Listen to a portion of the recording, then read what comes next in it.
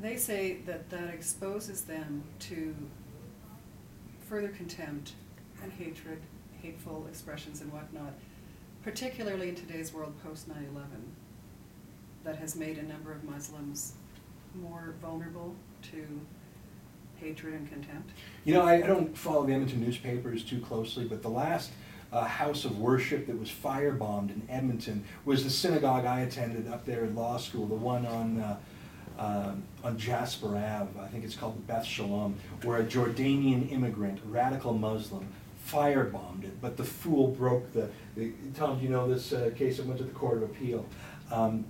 The fool got himself covered in the kerosene, and he rolled around on the lawn to put out the fire, and his cell phone fell out, and that's how they caught him. This dumb, radical, fascist, Muslim Arab from Jordan firebombed my synagogue in Edmonton. So when Larry Shaben cries wolf, he's just a fibber. He's crying wolf. The last house of worship torched in Edmonton was my synagogue. And, you know, it's not these cartoons that create hatred. It's radical Muslims who blow things up, who torch my synagogue, who file nuisance suits. They're the ones who make people hate Muslims. If Syed Sohrawardy and his fellow, take for example, Mohammed Al-Masri, the anti-Semite who runs the Canadian Islamic Congress, every time he opens his mouth, he creates hatred for Islam, because North Americans say, yikes, if that is what Islam is about, I don't like it. When you've got a Saudi thug trying to censor a magazine, that builds hatred. When you've got a moderate liberal Muslim who comes to Canada, like Rawa Khalid, who says, yes, freedom of speech, yes, I'm getting away from Sharia. Well, that's like everyone else who came here. Everyone came to Canada for our freedoms and to have a better life. But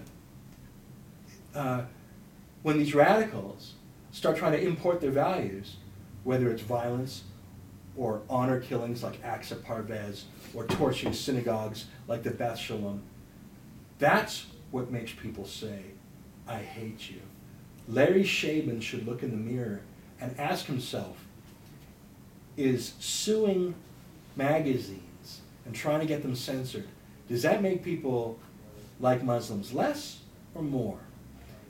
And every Muslim moderate in the country should phone these thugs and say, shut up, you fools. You're acting in my name, and you're embarrassing my religion. You don't speak for me. What kind of clown says he represents the Supreme Council of Islam? It's a part-time job for him. It's a hobby. He has a real job downtown at IBM. His grandiose title.